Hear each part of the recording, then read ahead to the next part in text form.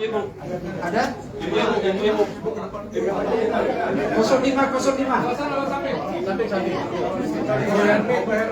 Oke, kalau tidak ada kita mulai ya. Kita mulai ya. Halo? Ini ada purnawirawan peserta ini. Ya, teman-teman sekalian, Bapak Ibu yang saya hormati, Bismillahirrahmanirrahim. Assalamualaikum warahmatullahi wabarakatuh. Alhamdulillah, terima kasih atas kehadiran teman-teman sekalian, media gitu ya, telah menghadiri undangan kami sesuai dengan yang tertera di undangan itu.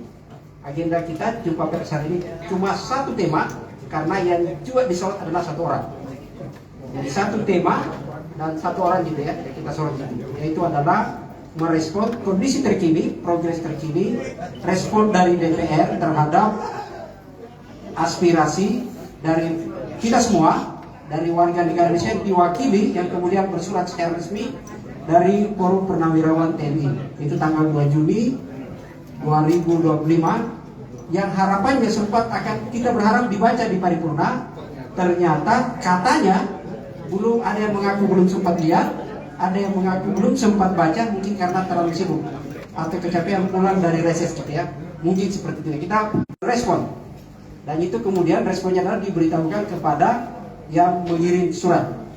Nanti dijelaskan, ada di sini para penulis akan menjelaskan itu. Ada beberapa narasumber teman-teman sekalian sudah hadir di sini. Ada Jenderal Purnawirawan Pak Fahru Rozi, lalu kemudian ada nanti sebentar moderator itu ya, yang akan pandu diskusi kita. Jumpa versinya adalah Mas Lukas Luarso, mantan Ketua AJI pertama. Jadi beliau adalah wartawan senior. Kalau saya masih belajar wartawan. Saya kira itu untuk efektifnya, saya persilakan. Ya, selamat datang untuk rekan-rekan wartawan, bapak-bapak Purnawirawan TNI dan kawan-kawan civil society. Ini acara yang mendadak dirancang karena kita kaget ya, surat yang begitu penting yang disampaikan oleh tokoh-tokoh bangsa, tokoh-tokoh purnawirawan TNI yang sudah berjasa untuk menjaga keutuhan bangsa, ternyata sejauh ini dicuekin, acuh tak acuh, belum direspon dengan semestinya. Nah, kita berharap forum ini kita sampaikan kepada pers, tolong disebarkan nanti bahwa kita ingin untuk sesekali coba tolong lembaga DPR serius mengurus bangsa. Jangan hanya mengurus kepentingan perut masing-masing di DPR ya. Tidak ada salahnya direspon, dibacakan, didiskusikan. Nah, karena ini begitu banyak di luar perkiraan kami, di acara ini kita rancang sekitar ada 10 yang akan berbicara, tapi kita akan berikan kesempatan untuk semua yang ingin bicara sejauh waktu mengizinkan. Nah, tapi untuk memulai ini saya akan sesuaikan urutan sesuai yang sudah tertera di undangannya. Jadi acara ini diselenggarakan karena dukungan kita, rakyat menuntut parlemen untuk memaksulkan Wapres Gibran.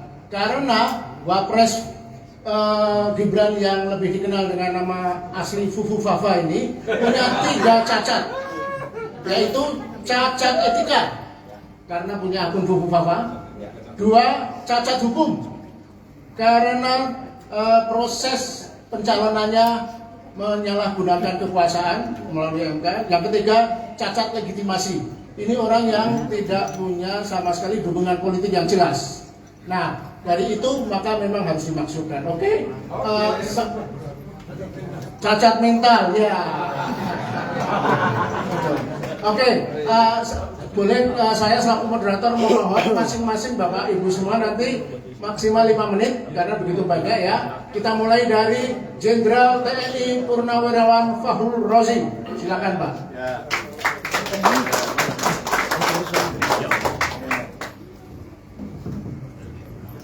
Terima kasih.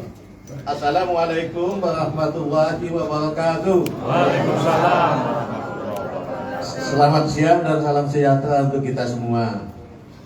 Menyimak apa yang disampaikan teman tadi bahwa DPR sepertinya menganggap enteng, tapi sebetulnya kalau mereka camkan di dalam hatinya, bayangkan kalau terjadi Presiden Prabowo Subianto berhalangan tetap diganti oleh yang namanya Gibran Rakebumi. Apa jadinya bangsa ini? Hancur. Jadi nggak usah ditunggu lama-lama mestinya, karena lama terlambat akan nggak ada gunanya lagi. Oleh sebab itu makanya kita ingatkan kembali, dan saya senang rakyat Indonesia apapun profesinya terus menekan atau mendesak DPR untuk mengambil langkah-langkah sesuai dengan fungsinya begitu. Kalau masalah apakah sudah memenuhi syarat untuk sesuai dengan Undang-Undang Dasar pasal 7A, sudah sangat memenuhi syarat. Kalau di 7A itu ada 6 hal yang tidak boleh dilakukan dan bisa dimakzulkan. Sudah memenuhi paling tidak 3 tadi. Kalau 6 itu yang disebut secara nyata yaitu 1, dia sudah melakukan hal-hal yang sangat memalukan, atau dalam bahasa hukumnya itu disebut hal-hal tercela. Kedua, dia melakukan korupsi meskipun belum terbukti secara umum. Tapi kalau kita lihat, kita dengar segala hal yang disampaikan, rasanya nggak terbantahkan, itu sudah terbukti. Dan selanjutnya yang ketiga, bahwa tidak lagi memenuhi syarat sebagai wakil presiden. Itu disebut nyata di dalam pasal 7A Undang-Undang Dasar 45. Jadi kalau dari aspek itu saya kira sudah terpenuhi. Tinggal sebetulnya DPR mengambil langkah-langkah mengusut apa betul sesuai itu. Dan kalau sudah, saya kira jangan tunggu lama-lama lah. Kasihan bangsa ini. Apa jadinya bangsa ini? Nanti jadi bahan ketawaan ke orang negara lain kita ini. Dipimpin oleh tamatan SMP yang nggak jelas juga ilmunya, yang mengaku bahwa dia tidak pernah baca-baca, Pak, nggak ada budaya baca di tempatnya di rumah kami, kata beliau kan ya. Mungkin budayanya hanya budaya main game. Terima kasih. Bila itu taufiq wal hidayah. Assalamualaikum warahmatullahi wabarakatuh. Ya, Pak Fahrul Razi hanya menggunakan waktu 3 menit, Pak. Oh, gitu, masih ada. Ya, nggak apa-apa. Sudah sangat poin yang sangat tegas. Bagaimana mungkin kita akan dipimpin kalau ada terjadi yang situasi yang bersifat ekstrim, berhalangan presiden, kita akan dipimpin oleh orang yang cacat mental yang sekolah SMP, hanya SMP. Itu tidak ada presidennya dalam sejarah Indonesia. Indonesia sedang dihina oleh satu keluarga ini. Berikutnya Laksamana TNI Purnawirawan Slamet Subianto.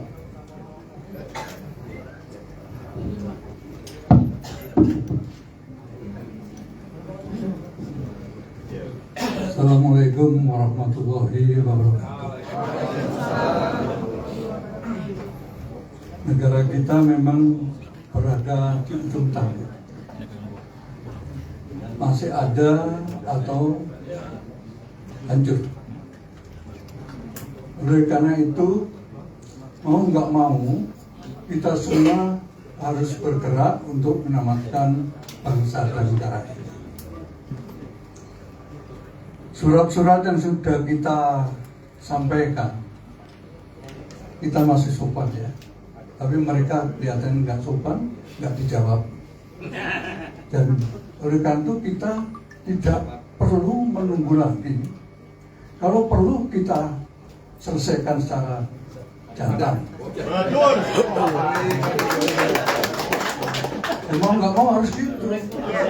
PP itu harus terulang, gitu ya. Kalau nggak itu nggak selesai, kasihan. Nah, oleh karena itu saya berharap menyatunya antara TNI, purnawirawan, prajurit TNI dan masyarakat umum ini ada suatu hal yang sangat penting, sangat penting. Nah, oleh karena itu supaya kita itu menyatu, maka saya minta yang ada di sini betul-betul mau nggak berjuang? Mau. Begitu, ayo kita ikrar kebangsaan. Kita dulu untuk menyatukan kita dan setiap saat kita siap untuk bergerak. Mau? Oke, angkat tangannya. Ayo berdiri semuanya. Berdiri. Oke. Kami bersumpah demi negeri ini. Negara Kesatuan Republik Indonesia. Satu. Kami bangsa Indonesia. Berketuhanan yang Maha Esa. Dua. Kami bangsa Indonesia. Berkemanusiaan. Yang adil dan beradab. Tiga. Kami bangsa Indonesia. Menjunjung tinggi persatuan dan kesatuan Indonesia. Empat. Kami bangsa Indonesia. Berkeayatan. Yang dipimpin oleh hikmat kebijaksanaan. Dalam permusyawaratan perwakilan. Lima. Kami bangsa Indonesia. Berkeadilan sosial. Bagi seluruh rakyat Indonesia. Selesai. Masih ada waktu kan? Ada. Masih Pak, 1 menit. Oke.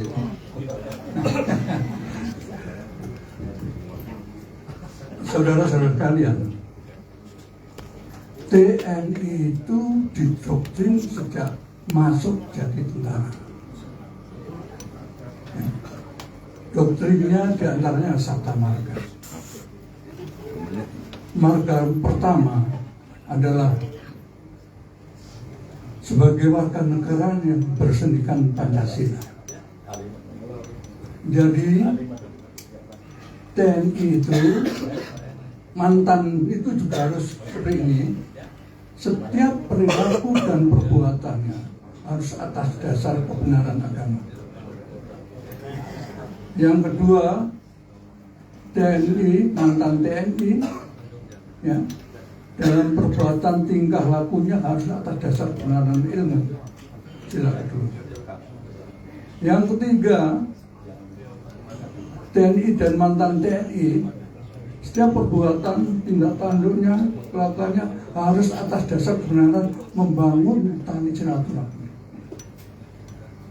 Yang keempat, TNI, mantan TNI, setiap tindak tanduk perbuatannya harus atas dasar kebenaran, etika dan budaya bangsa.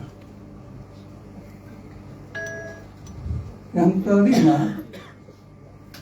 setiap perbuatannya TNI, mantan TNI harus atas dasar kebenaran profesi. Jadi atas dasar doktrin yang ditanamkan sejak kita masuk, maka kita sekarang ini mencoba untuk melakukan penyelamatan bangsa dan negara. Nah, kalau sudah kita dekati dengan cara yang sopan, tapi ternyata diabaikan, nggak ada langkah lagi kecuali kita ambil secara paksa. Ya. Revolusi. Harus. Ya. Kita duduk ke MPR Senayan sana. Oleh karena itu saya minta siapkan kekuatan, ya, siapkan kekuatan, karena kita semata-mata ingin menyelamatkan bangsa negara. Persepsi kita harus sama, menyelamatkan bangsa dan negara. Itu, ya. Nah tadi saya sampaikan, kita serahkan kepada yang tadi itu. Saya tidak meragukan selama tidak bangsa ini ke depan. Ya? Oke, saya kira itu saja. Terima kasih atas perhatiannya. Saya akhiri. Wassalamualaikum warahmatullahi wabarakatuh. Terima kasih tepuk tangan untuk Pak Selamat Subianto. Ya, tegas kita rebut Indonesia dari cengkraman mafia geng Solo. Ya. Rebut. Ya. Yang selanjutnya Pak Marsikal TNI Hanafi Asnan. Apakah hadir? Assalamualaikum.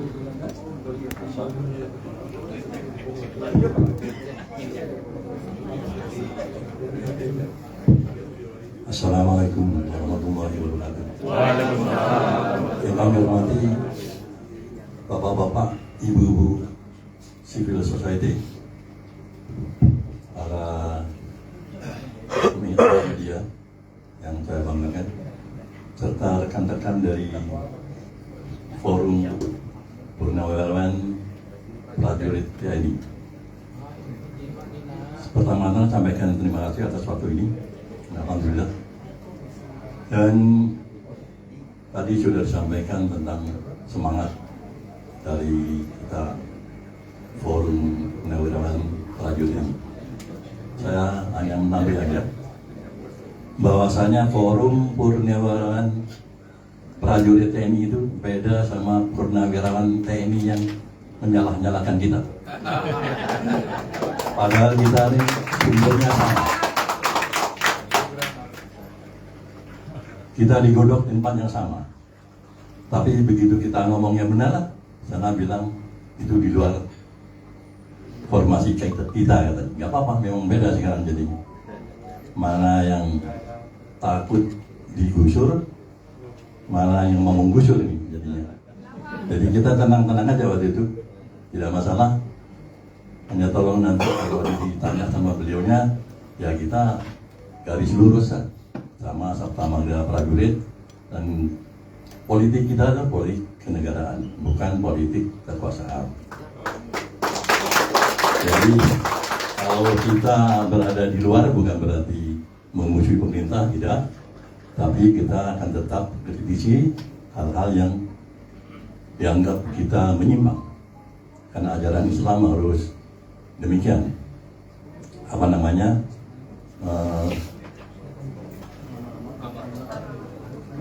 Amar ma'ruf nahi munkar. Kita harus demikian memang. Tidak ada kata-kata yang di luar kemampuan itu kita harus diamkan. Kalau memang sudah disampaikan masih belum berhasil, ya kita ulangi lagi. Tetap bersabar, diulang lagi dan diulang lagi. Biasanya kalau diulang-ulang terus, hal-hal yang baik akan diterima dengan baik. Amin. Sebaliknya kita jangan selalu mengulangi hal-hal yang berulang, yang tidak baik. Jadi kembali lagi bahwa tolong dibedakan, kita Forum Purnawirawan Prajurit TNI, bukan Forum Purnawirawan TNI pada umumnya. Saya berani menyampaikan demikian karena pihak sana menganggap kita di luar formasinya dia. Di luar perjuangan bolehlah, tapi di luar formasi purnawirawan itu yang tidak benar, karena sama-sama purnawirawan. Demikian untuk singkatnya saya sampaikan ketegasan kami Forum Purnawirawan Prajurit TNI. Terima kasih. Assalamualaikum warahmatullahi wabarakatuh. Perlu saya garis bawahi penekanan bahwa purnawirawan yang hadir di sini adalah purnawirawan yang sesungguhnya. Sementara yang purnawirawan yang membela hukum maka adalah purnawirawan abal-abal yang berorientasi politik kekuasaan. Purnawirawan yang hadir di sini purnawirawan yang berorientasi politik kenegarawanan. Nah, berikutnya kita undang Pak Tejo. Berikutnya Pak Sunarko, Jenderal Sunarko.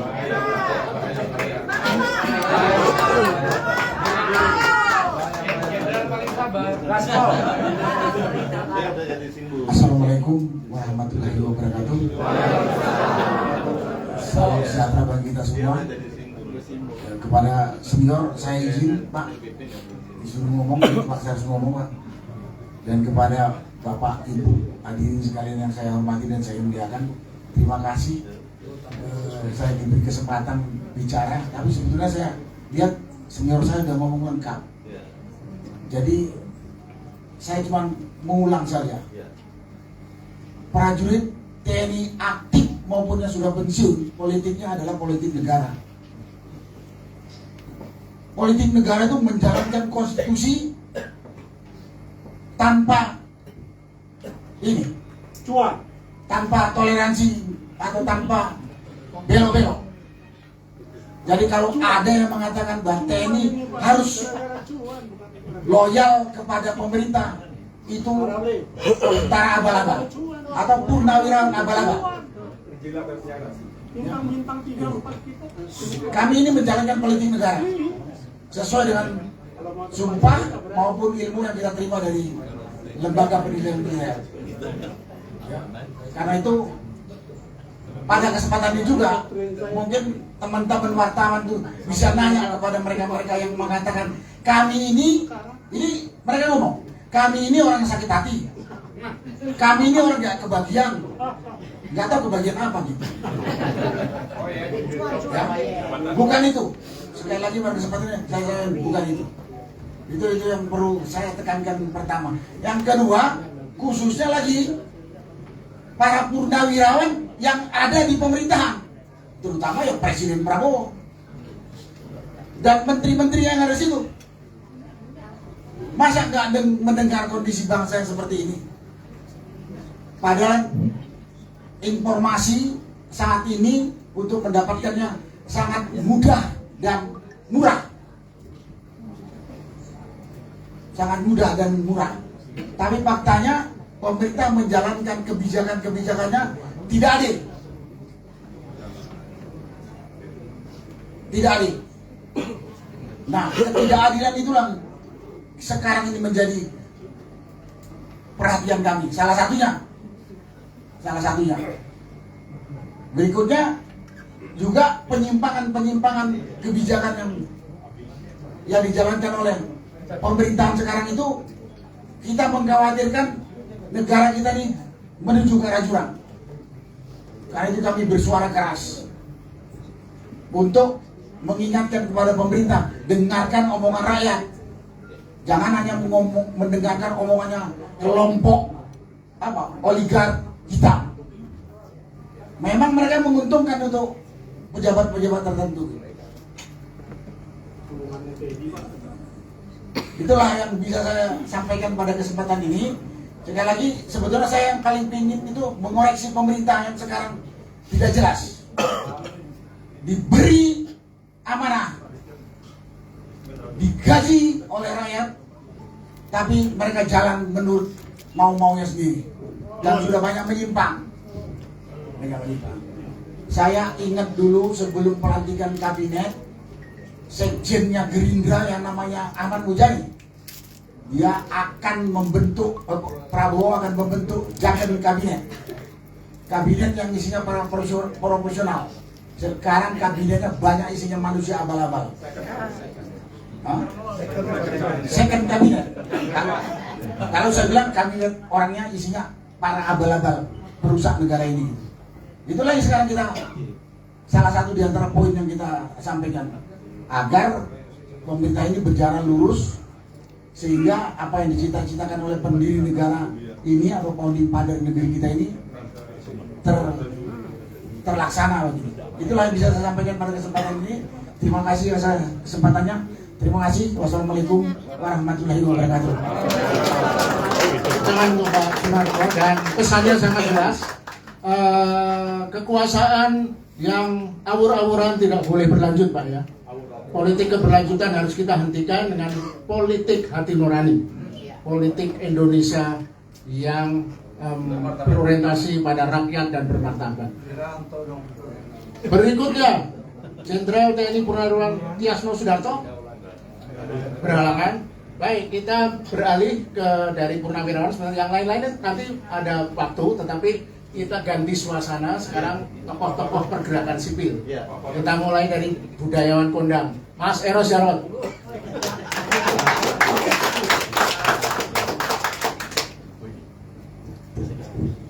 Terima kasih. Assalamualaikum warahmatullahi wabarakatuh. Bapak-bapak, teman-teman dari Purnawirawan TNI, mungkin banyak yang bertanya kenapa saya di sini. Itu banyak. Sebelum saya sini banyak. Karena saya berdiri di sini sebetulnya untuk menyatakan secara pasti bahwa apa yang disuarakan oleh bapak-bapak Purnawirawan ini tidak ada kata lain kecuali benar. Tadi sudah diuraikan, tapi saya ingin mengulang lagi bahwa sebetulnya yang kita hadapi satu masalah yang sangat serius, yang tidak mungkin saya juga bisa diam saja ketika bahwa Pak yang sudah begitu luar biasa menyatakan pendapatnya. Begini, karena apa? Saya juga tadi ya sudah banyak. Kalau soal yang sebetulnya paling pasti itu ya, kayak perbuatan tercela, itu sudah sangat nyata. Kalau nggak benar, Roy tangkap saja. Karena beliau yang menjamin saya 99%. Ya toh? Nah, yang saya tidak mengerti kenapa kalau memang dilindungi si Sufu Fafa ini ya, panggil dong dia, panggil. Kalau memang tidak benar, penjarakan, ya. Tapi sebaliknya, kalau dia benar, penjarakan juga dia. Nah, ini yang sebetulnya buat kita semua ya terombang-ambing. Coba bayangkan ya, kalau sebagai ini aja, sebagai orang Indonesia, ya, saya ketuk hatinya siapapun yang mengatakan bahwa kita kan orang-orang apa, sakit hati ya. Orang yang duduk kabinet itu saya tahu semua lah ya. Coba saya di sini buktikan kalau saya sakit hati atau orang yang nggak dapat jabatan. Buktikan. Saya justru curiga kalian sebetulnya bermain-main dengan jabatan untuk melakukan hal-hal yang kita khawatirkan. Oke, sekarang saya ini semua udah ada yang jadi simbah-simbah semua ya. Coba bayangkan, saya akan buktikan bahwa Pak Jokowi saya sanksikan dia mencintai negeri ini.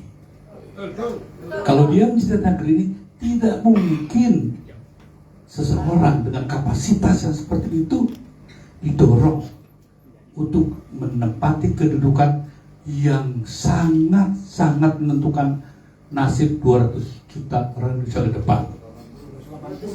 Ya. Ya. Yang penting saya cuma garis bawahi ya. Tidak mungkin. Karena apa?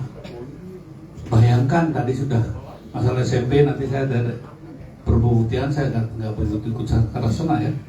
Tapi bagaimana seseorang yang tidak punya pengalaman apa-apa, wali kota pun baru setengah jalan, gubernur pun belum, tidak punya pengalaman organisasi apapun, ya langsung jadi wakil presiden. Bagaimana Bung Hatta nggak nangis? Bagaimana Pak Adam Malik nggak nangis? Bagaimana Pak Hamengkubuwono nangis? Itu penghinaan yang luar biasa. Bagi bangsa Indonesia, saya harus nyatakan di sini, ketersinggungan itu sudah sampai puncak luar batas kita. Pulihkan. Kalau saya melihatnya begini, rasanya satu hal yang harus kita lakukan. Ya, ini Puan juga jangan main ya. Itu ketua DPR ya, Puan jalankan tugas kamu ya. Dan saya minta supaya rakyat mempercayai kembali partai kamu PIN. Begitu juga ibumu, bilang sama ibumu ya. Jadi menurut saya ini saat yang sangat menentukan ke depan. Jadi di sini kita tidak ada kebencian apapun kecuali harus menyelamatkan Indonesia dari jurang kehancuran. Jadi itu aja. Jadi menurut saya dengan segala apa yang kita katakan ini, tidak ada keinginan sedikit pun untuk melakukan hal-hal di luar garis konstitusi, karena sebetulnya pelanggar konstitusi orang yang sedang kita bicarakan ini. Terakhir, saya ingin tutup bahwa semua yang kita lakukan di sini, saya harapkan ya, tidak adalah kata-kata hanya menuntut hanya mantan Purnawirawan. Setiap orang yang cinta Indonesia, ya, termasuk para menteri dan masuk Prabowo. Ini pesan saya sebagai sahabat. berterima kasih kepada Jokowi jangan berlebihan. Ya. Tidak berterima kasih juga jangan. Tapi yang saya minta pada Mas Prabowo satu hal, terima kasihlah kepada rakyatmu yang telah menjadikan kamu presiden. Jadi tentunya saya minta secara tegas meminta Pak Prabowo dengan bahasa yang mungkin lebih enak, ini aja, jangan lakukan slow motion suicide. Ya, do something.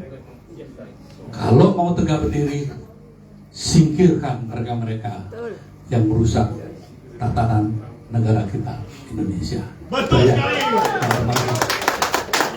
Udah untuk Mas Eros ya, tadi Mas Eros menyinggung soal di sini bukan barisan sakit hati, itu mustahil. Di sini barisan yang sangat sehat.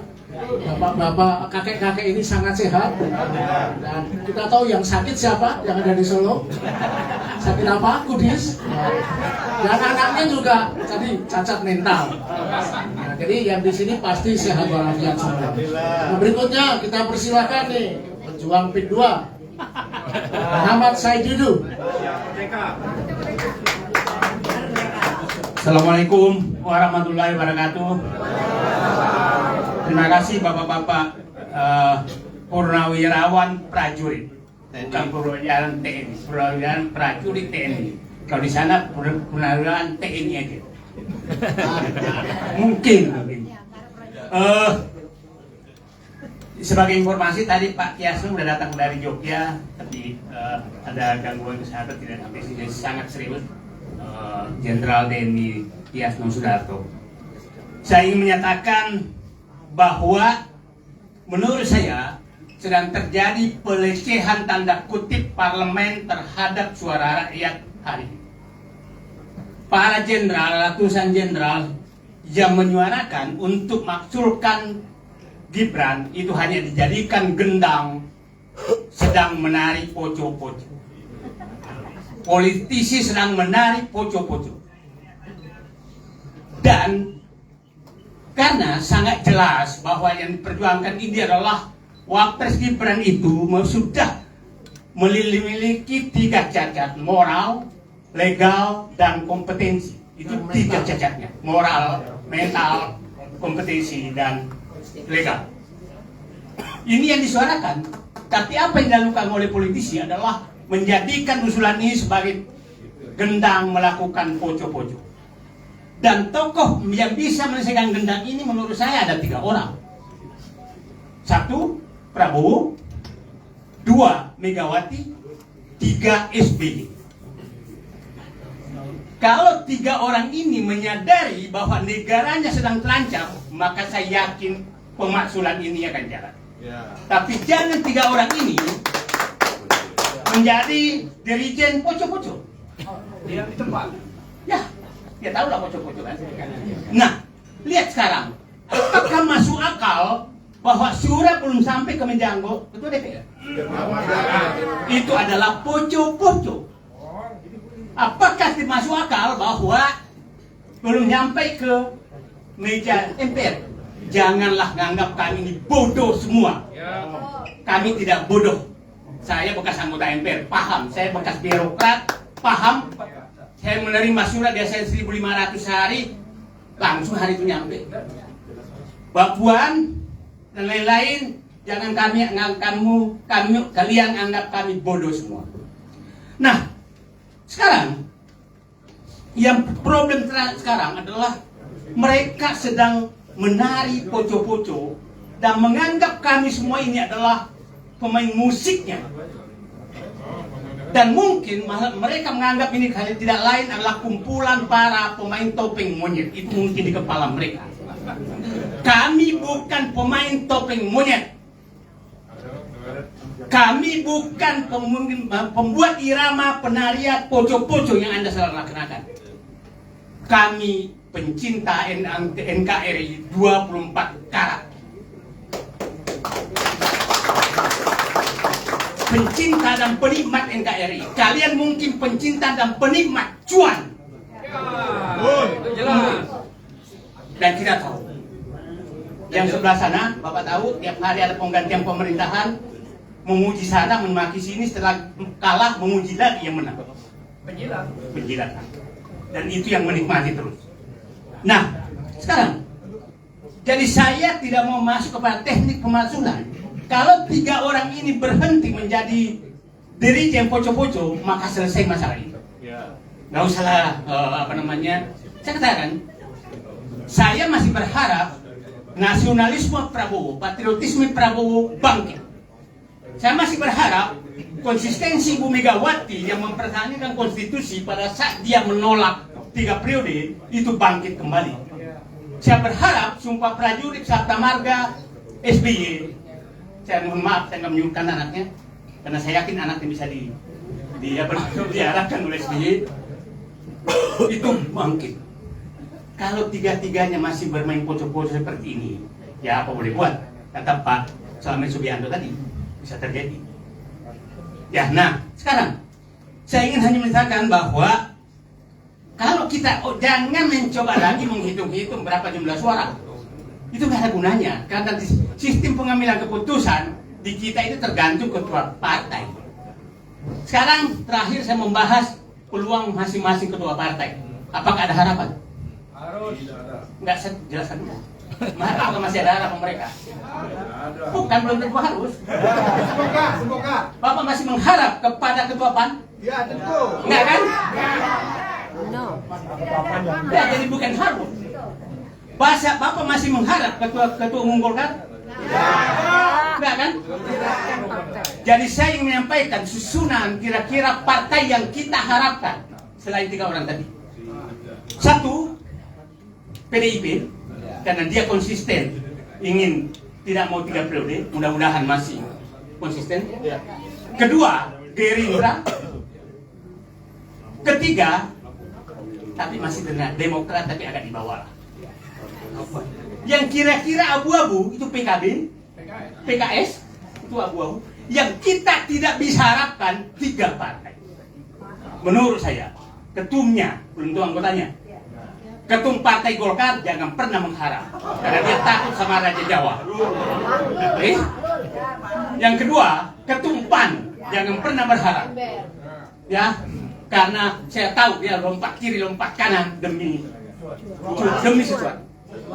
Cuan. Yang terakhir yang ini lompat kiri lompat kanan juga itu ketua umum Nasdem. Oke, jadi terakhir saya katakan tarian poco-poco yang dilakukan oleh parlemen saat ini hanya bisa dihentikan oleh 3 orang, yaitu Prabowo, Megawati, dan sedikit pada SBY. Mari kita ketuk hati mereka seperti hanya 98, hanya 4 orang berkumpul, Gus Dur, Megawati, Sri Sultan, sama Amin Rais. Apakah 3 orang ini bisa berkumpul? Disitulah kita menguji nasionalisme, patriotisme mereka untuk menyelamatkan bangsa ini. Karena tidak terbayang saya kalau terjadi sesuatu kita akan dipimpin oleh Gibran. Kenapa? Dan jangan heran kalau banyak sekali menginginkan Gibran. Oligarki sangat menginginkan Gibran. Karena gampang sekali diatur. Ya. Jadi musuh kita itu, ya saya sering adalah oligarki menginginkan Gibran menjadi presiden. Terima kasih. Assalamualaikum warahmatullahi wabarakatuh. Tepuk tangan. Jadi perlu digarisbawahi, oligarki menginginkan keberlanjutan keluarga plonga-plongo maksudnya. Ya, kita sedikit ganti suasana supaya tidak para maco, para pejuang pejantan ini kita suara perempuan ya. Kita mulai dari Ibu Musda Mulia, Prof Musda. Oh, jadi kita siraman rohani dari Profesor Musda.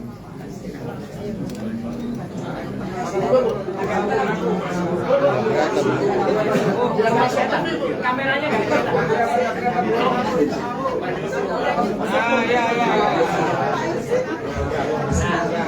Assalamualaikum warahmatullahi wabarakatuh.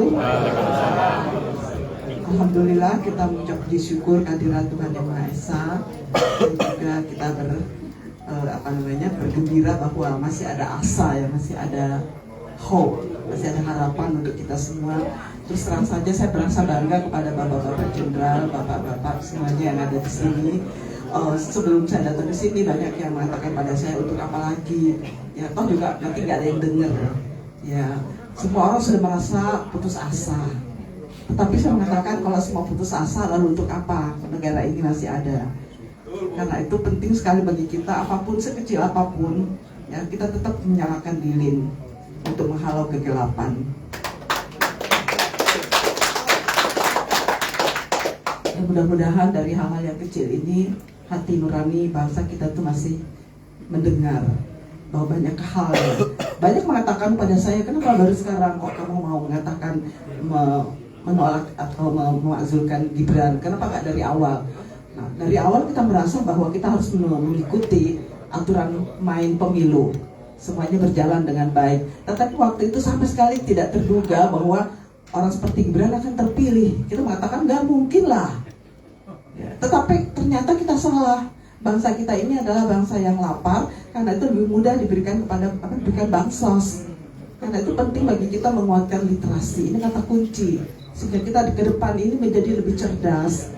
Ya, tidak mudah diiming-imingi hanya dengan bansos, sehingga kita bisa memilih presiden, wakil presiden hanya dengan iming-iming bansos. Bisa nggak itu selesai di masa yang akan datang? Karena kalau selama masyarakat kita ini lapar, miskin literasi, miskin segala-galanya, kita mudah ditunggangi oleh oligarki. Yang berkuasa adalah oligarki di semua lini, dalam kehidupan ekonomi, kehidupan politik, kehidupan perdagangan, bahkan dalam kehidupan agama juga dikuasai oleh oligarki. Karena para ormas agama juga sudah dikuasai oleh oligarki dengan konsensi tambang. Jadi kita nggak punya kemampuan apa-apa lagi, hampir semua di dalam kehidupan kita udah nggak punya harapan. Tetapi saya adalah orang yang selalu punya optimistik, karena itu kita bisa hidup. Dan agama, terutama dalam Islam itu mengajarkan kita untuk selalu punya harapan. Karena kalau kita nggak punya harapan, berarti kita sudah tidak ada gunanya lagi hidup. Karena itu saya sangat mendukung ya acara sore hari ini, bahwa kita melakukan sesuatu agar supaya negara kita ke depan itu menjadi lebih baik. Karena kalau bukan sekarang, kapan lagi? Ya mungkin tahun ini belum bisa dimajukan, tapi mungkin tahun depan lah, supaya negara kita tidak terlalu banyak kerugian. Rugi. Oke, minggu depan juga boleh, tapi negara kita ini udah rugi di mana-mana ya. Yang penting adalah usaha dari kita semuanya, dan kita semua bersatu. Apa yang kita lakukan ini bukan karena materi, bukan karena apa-apa, tapi demi Indonesia tercinta. Itu aja. Terima kasih banyak. Assalamualaikum warahmatullahi wabarakatuh. Ya, kita kembali suara lembut dulu. Kita undang Ibu Rostin Ilyas. Ya, ini pegiat perempuan.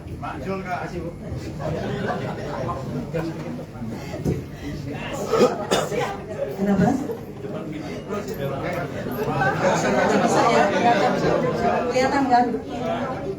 Merdeka! Yang nggak kelihatan tuh SMK.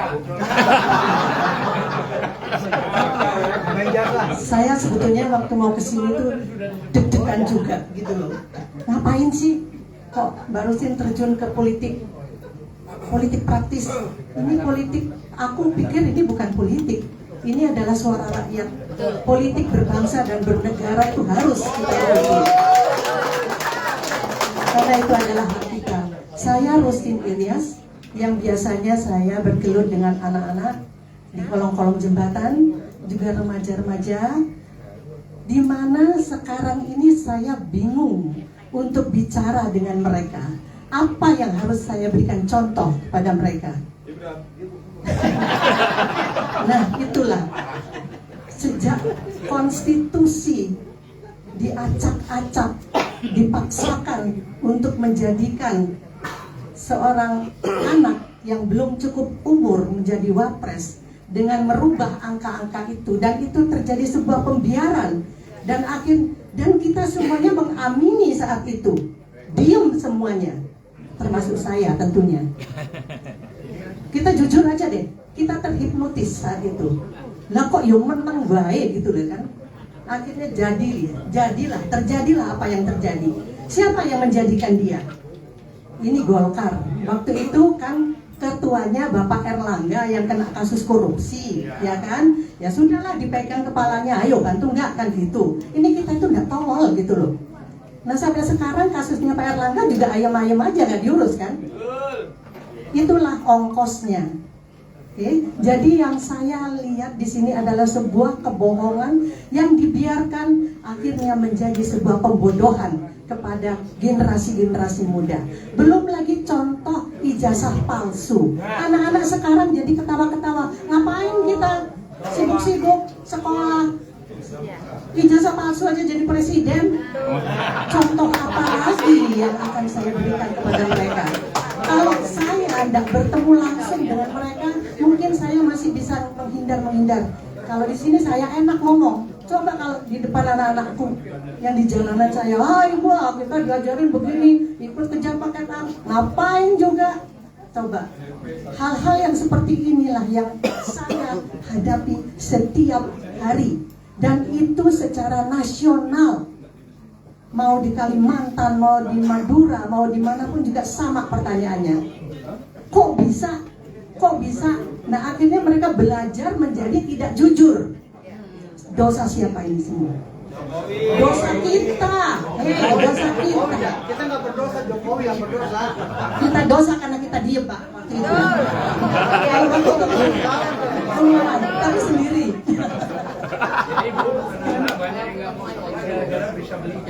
Ya, jadi sekarang itu dilakukan begitu. Ya, tapi memang ini kita harus introspeksi bahwa kita juga salah. Kita akui, dan mari kita membetulkan kesalahan ini sebelum kita terlambat, sebelum kita menjadi sesuatu yang tidak berguna untuk bangsa ini.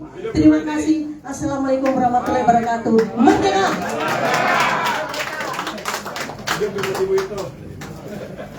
Ya, sekarang kita kembali urutan kacang ya, yang di depan ini kita selesaikan dulu. Ada Pak Suripto, tokoh yang malang melintang di dunia.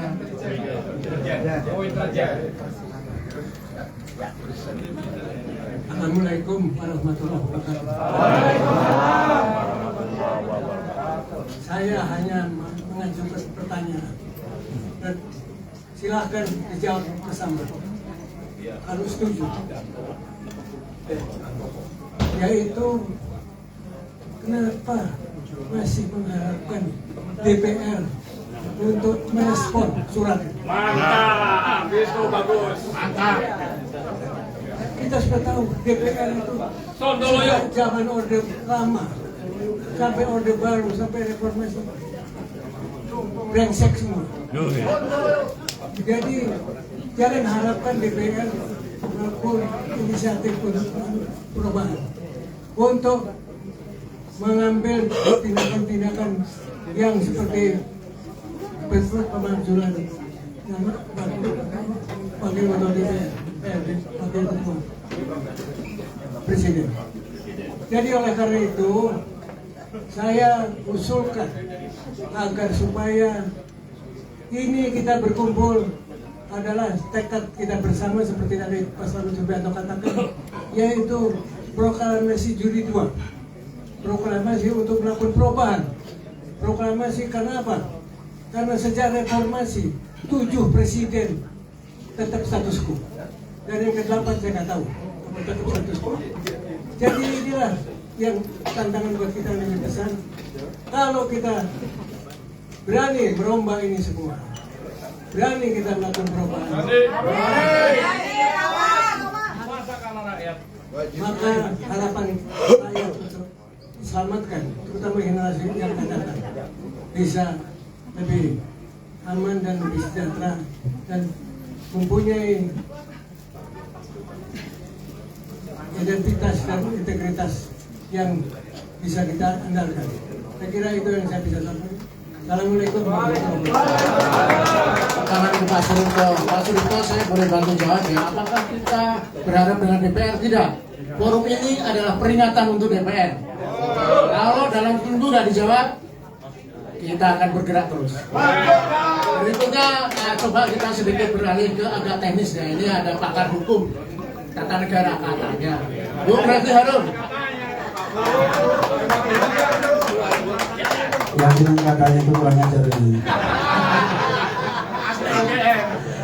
Ini ijazah asli UGM ini. Mantan ketua BEM juga. Bukan Silvagama.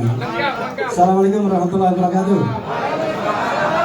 Jadi kawan-kawan sekalian, ini agak teknis sedikit. Sebenarnya ada dua pintu untuk menggantikan Gibran yang kita lupa. Pintu pertama itu pemberhentian, itulah impeachment namanya. Tapi pintu kedua, dengan sukarela dia bisa mengundurkan diri at any time. Kan mengundurkan diri itu kan bisa dipaksa. Kan judulnya itu mengundurkan diri itu by constitution, tetapi mekanismenya kemudian apakah kemudian demo di depan MPR dan lain sebagainya. Karena saya ingin mewadahi apa yang disampaikan tadi bahwa katanya sudah bukan lobby ya, sudah menyampaikan surat ke MPR, DPD dan lain sebagainya. Nah itu dianggap upaya untuk membuat Gibran mengundurkan diri. Mudah-mudahan begitu. Ya. Kalau kita bicara pintu pemberhentian ya memang harus DPR, mau tidak mau. Jadi kawan-kawan semua, ibu-ibu dan bapak sekalian, ada 3 pintu besar untuk pemberhentian. 1, pelanggaran hukum berat berupa pengkhianatan terhadap negara, suap, korupsi, tindak pidana berat lainnya. Yang kedua, perbuatan tercela, dan yang ketiga tidak lagi memenuhi syarat sebagai presiden dan atau wakil presiden. Dalam observasi saya, mudah-mudahan saya tidak keliru, Gibran mudah-mudahan memenuhi 6 pintu ini. 6. Jadi kalau tadi Pak Jenderal bilang 3, saya observasi 6. Pertama, kalau benar bahwa putusan MK itu didapatkan dari hasil korupsi, ya kan?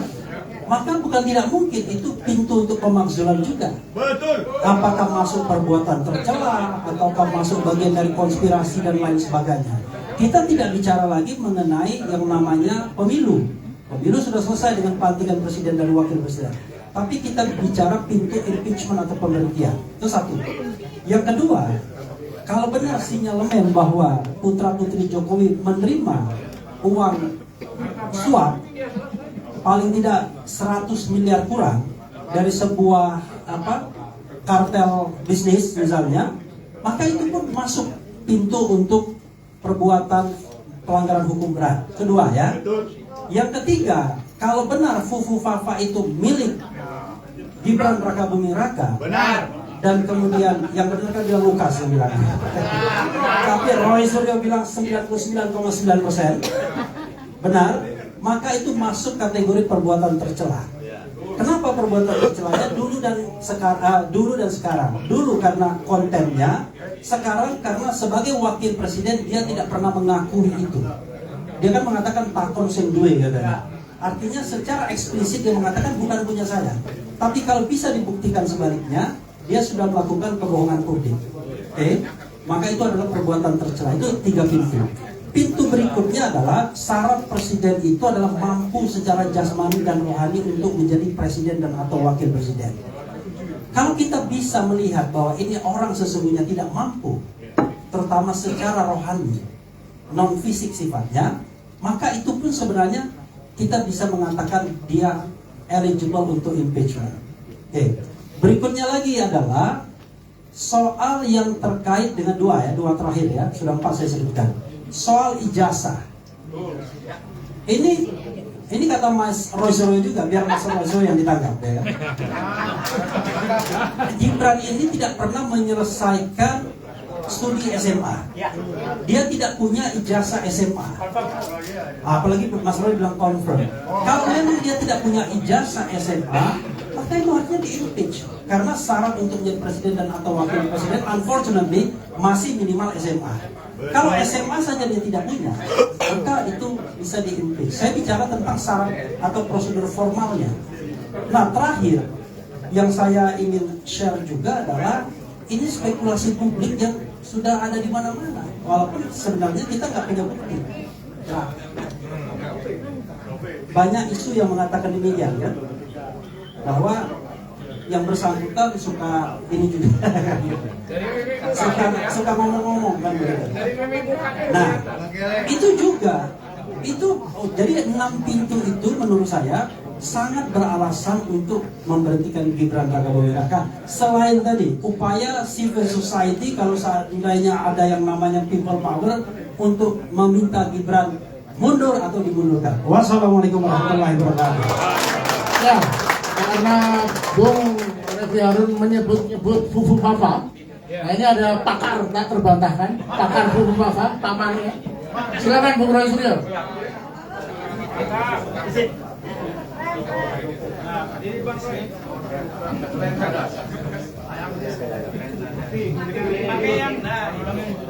Bismillahirrahmanirrahim. Assalamualaikum warahmatullahi wabarakatuh. Pertama-tama tadi ada yang juga yang sempat bilang, wah Mas Roy main maksulkan juga. Mohon maaf bapak-bapak yang terhormat, saya terpaksa bocorkan sedikit. Saya ikut pertemuan dengan jenderal-jenderal purnawirawan dan para laksamana, para marskal ini sudah lama. Banyak pertemuan di Taman Mini, di Balai Sarbini. Tanggal 17 April saya juga ikut waktu di Jakarta Utara, bahkan jadi pembicara di sana. Kemudian waktu di Bandung ada dukungan dari Purnawirawan Bandung. Ketika Pak Tiasno dengan Pak Sofyan ada di Jogja, saya juga ada di Jogja. Jadi saya memang selalu membersamai gerakan dari para bapak-bapak purnawirawan TNI, prajurit purnawirawan TNI yang memang sudah terbukti berjasa bagi Republik ini. Itu yang pertama. Yang kedua, soal Fufu Fafa. Ya, clear. Dan ini bukan omon-omon, bukan hanya sekedar teknis tentang Fufu Fafa itu sudah kita presentasikan berulang kali secara teknis, bukan hanya dengan para termul, ya, bukan hanya para buzzer yang hanya bisa ngomong, terocos, motong pembicaraan. Sudah ada di kampus di Jogja, ya, kampus di Solo, di Bandung juga dengan ITB, dengan Unpad dan dengan UPI. Ya. Jadi sudah kita clearkan apa temuan saya yang mengatakan 99,9% itu detail soal Fufu Fafa. Sudah juga saya presentasikan di depan DPD dan clear, semua sudah melihat. Jadi ini saya berani mempertanggungjawabkan, tidak hanya abluminanas tapi abluminolog. Ya. Ini clear. Dan Fufu Fafa adalah 99,9% itu adalah Gibran. Ya. Nah, yang menarik, surat dari para purnawirawan TNI itu memang sudah menyebut juga soal Fufu Fafa. Ya, gitu. Jadi ada 4 cacat yang ada. Cacat mulai dari Mahkamah Konstitusi itu cacat. Saya tambahkan Mas Refli karena ada satu pakar tata negara juga mengatakan ternyata putusan MK itu tidak sempat disidangkan, Mas. Tapi tiba-tiba diputus. Ya. Kemudian setelah keluar, ini ada di undang-undang DPR. DPR itu waktu itu masih reses. Tidak bisa kemudian KPU itu mengeluarkan tanpa mengganti PKPU-nya. Jadi ini cacat. Tidak bisa peraturan KPU itu keluar sebelum diresahkan oleh DPR. Dan DPR itu resesnya setelah selesai masa waktu dari penentuan KPU. Jadi itu sebenarnya catat lagi. Nah, kemudian dari surat itu jelas soal Fufu Fafa juga disebut. Kemudian soal ketidakmampuan dia dan ketidakkompetensian dia. Kemudian soal korupsi yang ada. Jadi bapak-bapak sekalian, saya tambahkan satu lagi. Kalau memang kemarin dikatakan bahwa itu kan sebulan dia dilantik. Tidak, setidaknya ada 2 teman-teman semua. Saya pernah bongkar, tapi waktu itu saya langsung dikriminalisasi, langsung dilaporkan ke Barreskrim, tapi alhamdulillah nggak jalan. Fufu Fafa itu Gibran tuh berbuat curang pada saat debat capres. Clear banget, dia menggunakan alat bantu berupa headset dan dia dipandu dari orang-orang yang ada di belakang. Curang, tapi tidak mampu orang-orang itu untuk kemudian memeriksa. Padahal saya sudah bilang geledah dia, karena dia menggunakan jaket yang tinggi itu kayak gini. Itu di sininya ada yang namanya wearing earphone itu. Ada clear banget dan itu nampak sekali bagaimana panduan dia.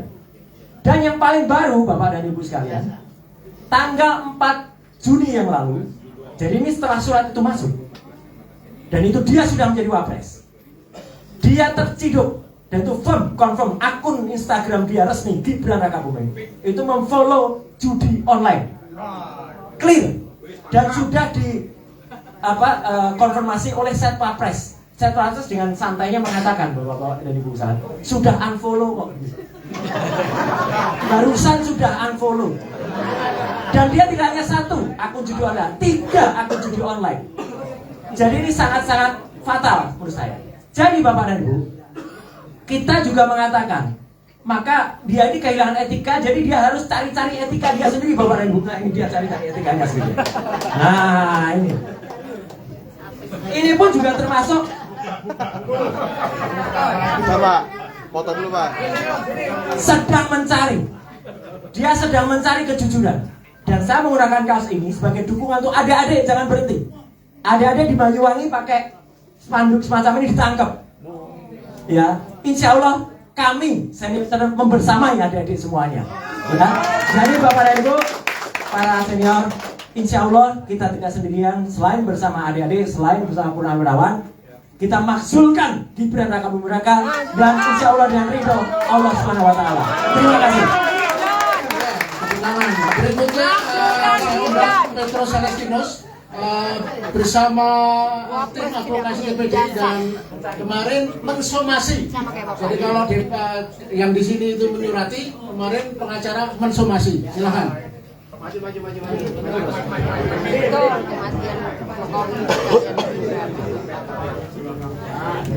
Assalamualaikum warahmatullahi wabarakatuh. Selamat sore. Sebagai advokat, kami mendukung gerakan ini untuk melengsarkan Gibran. Saya cerita sedikit, tanggal 10 Oktober 2024 atas nama advokat ini kami sekitar 30 advokat mendatangi MPR meminta supaya tanggal 20 Oktober 2024 Gibran tidak dilantik. Kenapa tidak dilantik? Karena dia berada dalam posisi penghalangan tetap akibat putusan Mahkamah Konstitusi nomor 90 dan putusan MK yang memberi sanksi kepada 9 hakim konstitusi akibat melanggar hukum acara di dalam persidangan perkara 90 itu. Pelanggaran hukum acara terhadap proses perkara 90 itu berakibat putusan hakim konstitusi tidak sah, hakim konstitusi diberi sanksi administratif dan dipidana, dan perkara harus disidangkan kembali.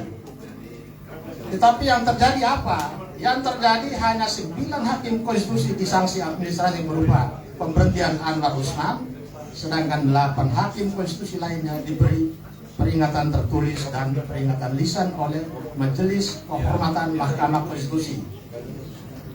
Begitu juga komisioner KPU telah meloloskan Gibran pada saat dia masih berumur 35 tahun atas upaya Bung Tendri dan kawan-kawan dari PDIP. 7 komisioner KPU diberi sanksi oleh DKPP dengan sanksi teguran. Ya, artinya semua pelaku dalam pelanggaran yang membuat putusan hakim konstitusi di MK itu tidak sah itu sudah dihukum. Kenapa tidak ke Gibran juga sebagai akibat dari putusan itu? Sehingga kami menempatkan Gibran dalam posisi perhalangan tetap. Menurut Undang-Undang Pemilu pasal 427, dia menyatakan begini. MPR berwenang melantik presiden dan wakil presiden terpilih. Dalam hal wakil presiden terpilih berhalangan tetap, maka MPR melantik presiden terpilih, calon presiden terpilih menjadi presiden. Artinya seharusnya tanggal 20 Oktober itu, kalau MPR ini masih punya mata dan telinga dan hati nurani, dia harusnya menyerap aspirasi masyarakat yang mulai muncul sejak proses perkara 90, 91, 92, 93, 94, 95 yang substansinya sama, tapi perkara yang lain itu ditolak, hanya perkara Gibran yang dikabulkan. Dan masyarakat berontak. Pemberontakan itu termasuk sampai hari ini kita berkumpul. Tetapi kita dibutakan oleh sikap MPR. Mereka abaikan aspirasi masyarakat dan mereka tetap melantik Gibran dalam posisi dia berhalangan tetap yang seharusnya tidak boleh dilantik. Makanya tadi jam 11 tadi kami advokat sepatu miring, advokat trotoar, ya kami ini dicap advokat trotoar karena kami dilayani di trotoar baik di MPR maupun di Wapres tadi. Kami sampaikan somasi kepada Gibran supaya dalam tempo 7 hari sejak hari ini mundur dari kedudukannya sebagai Wapres. Apabila dalam tempo dalam 7 hari tidak mundur, maka koalisi masyarakat kita semua ini akan rame-rame datang ke MPR supaya agenda kan dalam suatu sidang nanti. Syukur-syukur Agustus ini sidang. Agenda kan didiskualifikasi dari jabatan wakil presiden. Terima kasih. Ya, karena temanya hukum, saya undang Pak Dwi Cahyo, mantan Hakim Agung.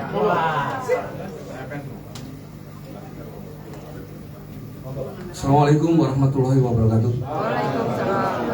Yang terhormat Bapak-Bapak sekalian dan awak media, saya ingin menyampaikan yang berkaitan dengan putusan MK itu, terutama itu yang paling penting. Kenapa ini saya perlu sampaikan? Karena kami dari FPP TNI sudah mengkaji putusan MK dari putusan yang dikeluarkan nomor 90 dan putusan MK itu cacat hukum. Karena apa? Di dalam putusan MK di mana harusnya majelis MK mempertimbangkan secara komprehensif seluruh yang berkaitan dengan masalah untuk memecat pamannya si Anwar Usman, ya, sehingga tidak dipecat karena tidak mempertimbangkan secara komprehensif undang-undang yang harusnya menjadi pertimbangan majelis MK. Di dalam undang-undang nomor 48 tahun 2009, undang-undang kekuasaan kehakiman, kemudian dengan undang-undang MK nomor 7 tahun 2000, salah saya sebutkan,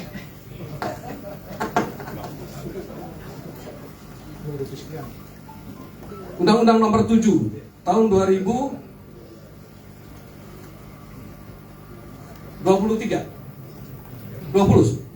undang-undang nomor 7 tahun 2020, undang-undang MK, semua mengatur bagaimana ketika terjadi penyimpangan terhadap seorang hakim yang ada hubungan semenda terhadap salah satu yang masuk dalam pihak perkara, ya. Nah, harusnya ini sudah diputus, Anwar Usman harusnya diputus dengan pemecatan dan pidana. Kalau ini sudah tidak dipertimbangkan secara komprehensif, kemudian hanya diputus dengan mencopot jabatan, kemudian undang-undang putusan nomor 90 tetap berlanjut, maka ini sudah dapat dikatakan kedudukan Gibran adalah ilegal dan cacat hukum. Sekarang pertanyaannya seperti ini. Surat yang kami kirim di DPR sampai hari ini tidak mendapatkan respon. Ada satu pertanyaan. DPR memang tidak mau atau mengabaikan surat kami dari FPP TNI, atau DPR takut berhadapan dengan kami dari Forum Purnawirawan Prajurit TNI ini? Takut. Ya. Kalau memang DPR berani dan perlu penjelasan lebih detail, undang kami. Kami akan berdebat habis-habisan soal putusan MK itu. Dan saya siap untuk berhadapan dengan mereka. Siapapun. Kemudian yang kedua, soal pupuk Bapak. Kami sudah rapat dengan Mas Roy pada waktu itu. Saya tanya kepada Mas Roy, siap menjadi saksi ketika nanti kita RDP? Siap. Alhamdulillah kalau Mas Roy siap. Karena beliau sudah mengantongi bukti-bukti 99,9% kebenarannya itu. Jadi beliau sudah siap untuk menjadi saksi ahli di RDP nanti. Kemudian yang ketiga adalah masalah soal korupsi yang sudah pernah diungkap oleh Ubaidillah. Ya, itu pun juga sudah kami pelajari. Ya, dari FPP TNI sudah mempelajari apa yang berkas-berkas yang sudah diberikan oleh Ubaidillah. Dan kami pun juga sudah mengundang beliau pada waktu itu. Di situ ada diskusi. Kemudian KPK, ini bener nggak nih KPK nih? Untuk membuktikan bahwa ada satu aliran dana, kemudian Ubaidillah disuruh minta bukti ke PPATK. Harusnya bukan Ubaidillah yang meminta itu, KPK yang meminta itu. Untuk mendapatkan aliran dana, bukan Ubaidillah yang harus meminta ke sana, tetapi KPK yang harusnya minta ke PPATK. Nah, disitulah yang perlu kita kaji, dan saya sudah sampaikan kepada Ubaidillah pada waktu itu, ada Mas Roy juga. Ayo, kita datangi lagi KPK, kita selesaikan masalah ini sampai tuntas. Sekali lagi, saya mohon dukungan, terutama dari awak media, untuk terus memberitakan tentang pemakzulan ini. Terima kasih. Assalamualaikum warahmatullahi wabarakatuh. Terima kasih. Assalamualaikum warahmatullahi wabarakatuh. Ya, azam dan ya, kebetulan terima kasih kepada para jenderal yang hadir di sini dan para tokoh. Jadi ada dua hal yang tidak bisa dibantah dalam hal ini soal Gibran. Yang pertama tadi sudah dijelaskan, hanya tambahannya saya perlu sampaikan bahwa di putusan 90 itu tidak pernah Gibran dihadirkan dan diperiksa di Mahkamah Konstitusi. Itu fatal. Dan ya, harus itu. Dan yang kedua, PKPU itu sampai detik ini usia syarat presiden dan wakil presiden itu 40. Ingat, Gibran dihadirkan dan dipaksa untuk jadi usia 36. Dan ini bukan cuma mencatat sejarah di dunia, ya. Ini bahaya sekali ini kalau sudah konstitusi begini dianggap tidak ada dan diatur dengan pesanan seenaknya sendiri.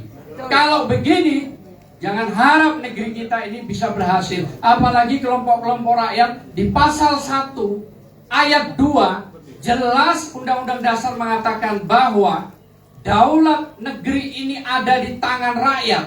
Di ayat 3-nya, Panglima adalah hukum. Semua sudah ditutup ini oleh kepentingan oligarki dan kepentingan penguasa. Saya kira itu aja. Terima kasih. Assalamualaikum warahmatullahi wabarakatuh. Berikutnya kita dengarkan siraman rohani dari Bung Marwan Batubara.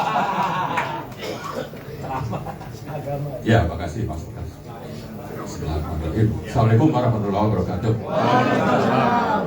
Ada beberapa hal saya kira kalau bicara pemakzulan, isunya itu adalah isu hukum dan politik. Nah, bicara hukum, sebetulnya deliknya sudah lebih dari cukup. Jadi sudah tadi sebut 6 atau berapa, satu aja sudah cukup sebetulnya. Jadi karena itu kita tidak terlalu tertarik lah. Kita sudah tahu tadi juga barusan disebutkan tentang negara hukum. Jadi sekarang kita bicara masalah politik. Yang sebelum dilantik Gibran itu yang berkuasa adalah bapaknya.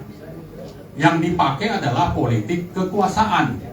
Jadi kalau sudah politik kekuasaan, apa saja diterabas. Nah, sekarang presiden sudah berganti. Mestinya Prabowo itu tidak menggunakan pendekatan politik kekuasaan.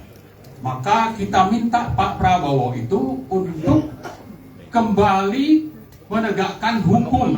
Terserah itu harus berhadapan dengan Jokowi. Itu satu hal.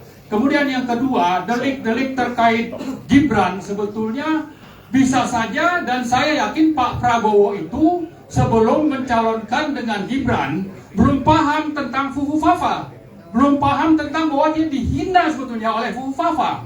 Jadi karena itu sangat relevan bagi Prabowo untuk mendukung proses pemakzulan itu. Nah, yang ketiga, poin yang penting adalah bahwa kalau bicara DPR termasuk eksekutif seperti Prabowo, ya kan beliau ini ketua Gerindra.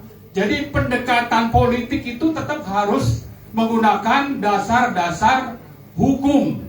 Karena itu kita mengetuk hati Pak Prabowo yang sudah ada hate speech oleh Gibran itu justru untuk memulai bagaimana pemakzulan ini bisa terjadi segera. Kemudian yang kedua, kita tuntut partai yang memang bukan koalisi di pemerintah seperti PDIP. Kalau dibilang belum terima surat, sebetulnya bagi DPR, partai-partai itu, kalau aspirasi sudah berkembang, sudah sedemikian kuat, tinggi, dan besar, tanpa surat pun, ya, mereka itu harusnya sudah tanggap untuk segera melakukan proses. Karena itu, saya berharap ada Prabowo di depan yang sudah dihina oleh Huwafa, dan itu terjadi setelah Pilpres. Yang kedua ada PDIP, kemudian ada partai yang menjadikan moral sebagai dasarnya seperti PKS misalnya. Ya, jadi karena itu saya berharap hanya beberapa partai saja yang memulai, itu sudah lebih dari cukup untuk nanti masalah hukum yang akan diuji di MK itu bisa selesai dalam waktu singkat. Jadi mari kita pertama meminta Prabowo, mulailah bahwa Anda pemimpin partai pemenang pemilu, Anda tidak lagi menggunakan politik kekuasaan seperti Jokowi. Mulailah proses pemakzulan ini dari partai Anda dan partai-partai yang saya sebut tadi. Terima kasih. Assalamualaikum warahmatullahi wabarakatuh. Demikian tadi ceramah rohani khusus untuk Pak Prabowo, ya, akan terbuka pemikiran politiknya menjadi presiden yang sadar. Oke, kita akan coba ini angkatan 98 nih, yang dulu memperjuangkan reformasi, tapi kok justru menghasilkan presiden pelongo-pelongo dan wakil presiden Ledadide. Bung Rendri, 2 menit. Ya. Annyeonghaseyo. Jadi gini, ada suasana kebatinan yang mirip 98 pada hari-hari ini. Jadi dalam sejarah pergolakan politik di dunia, nyaris tidak ada satupun presiden yang ditumbangkan oleh kekuatan hukum. Yang ada dan yang terjadi adalah kekuatan rakyat. Jadi saya mengajak para purnawirawan pejuang, saya nggak pakai prajurit karena prajurit itu konotasinya juga di bawah perintah. Tapi kalau pejuang itu dia hadir karena nuraninya. Jadi 98 itu suasananya mirip-mirip hari ini. Wartawan banyak dalam pertemuan-pertemuan, ada budayawan yang nggak menangis di layar kaca kayak Mas Eros, ya kan? Karena ada budayawan dan seniman yang menangis melihat penderitaan rakyat hari ini. Jadi ada satu dalil hukum dan ini bekerja tidak di ruang pengadilan atau di ruang atau di ruang MPR DPR. Dalil hukum itu adalah salus populi suprema lex esto. Kedaulatan tertinggi itu ketika rakyat atau kita semua harus menyelamatkan negeri ini. Maka berdasarkan pengalaman 98, kita ngomong terlalu banyak gak penting. Yang penting itu adalah kapan kita tentukan titiknya, kapan waktunya, berapa banyak yang kita bisa estimasikan. Karena 98 itu tanggal 17 saya atas nama Ikatan Senat Mahasiswa Hukum Indonesia bertemu dengan fraksi Golkar di DPR. Tanggal 18 kami masuk atas nama Forum Komunikasi Senat Mahasiswa Jakarta. Tanggal 18 itu. Tanggal 21 malam seingat saya, kemudian ada perintah evakuasi, akan terjadi pertarungan antara Kostrad dengan Marinir. Saat itu dipimpin oleh Mayor Jenderal Soeharto. Kita dirayu, ayo adik-adik keluar. Tapi kita bertanya, kita mau dievakuasi kemana? Karena Panglima Kostradnya masih Sindia. Takut juga kita jadi rumpon, ya kan? Tapi karena dijamin oleh Jenderal Soeharto, akhirnya kami berangsur-angsur pulang dikawal oleh Marinir. Gitu kan. Nah, dari pengalaman sejarah 98, kalau rakyat bergerak, maka DPR itu lumpuh. Sekarang caranya gimana? Barisan itu dipimpin oleh Mayor Jenderal Sunarko, ya kan? Saya udah berkali-kali, bahkan saya bahkan pernah dalam satu forum di Balairung Matra, ya Pak Jenderal. Saya bilang, Pak Jenderal, ayo angkat senjata. Kita pilihannya cuma nanti, Pak. Laksanakan.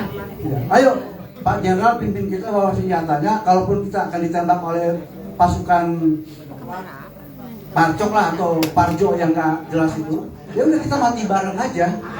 Ayo. Ya kan? Kita ini sudah melewati suatu fase ketakutan yang teramat parah di zaman rejim Orde Baru, ya kan? Lalu ketakutan apa lagi yang harus kita apa ya? Gak ada lagi lah, udah kita gak punya ketakutan lagi lah, ya kan? Negeri ini kalau dibiarkan 1 tahun lagi makin hancur, bos. Ya, bos. Betul, bos. Ada Pak Rito yang paham bagaimana laporan-laporan itu harus kita olah, Pak Rito ya, untuk bagaimana berjuang. Pak Rito juga banyak jejaring, Mas Eros banyak jejaring, Pak Narko banyak jejaring. Semua di sini punya jejaring. Kalau saja termasuk teman-teman wartawan ngumpul 10 orang aja per hari ini, jebol itu. Ya. Cukup. Ayo. Ya. Wallahu muwaffiq ila aqwamit thoriq. Assalamualaikum warahmatullahi wabarakatuh. Ya, kita untuk mengorganisir kita ya. Baik, kita jeda sejenak. Kita berikan kesempatan kepada wartawan untuk bertanya. Ya, tolong sebutkan dari media mana, pertanyaan singkat dan ditujukan ke siapa, biar bapak-bapak ini jika ada ya. Oke, silakan. 1, saya kasih 3 atau 4, 2, wah. Ada lagi? Oke, 2 dulu, silakan Mbak. Bukan wartawan itu. Oh, wartawan bukan? Tahun apa FNN? Makasih. Pak Mas Eros, PDIP kata Pak Dido tadi kan kuncinya ada 3 tokoh ya. Salah satunya Ibu Mega. Tapi kita lihat Mbak Puan sendiri seperti itu gayanya. Oh iya, saya kader PDI.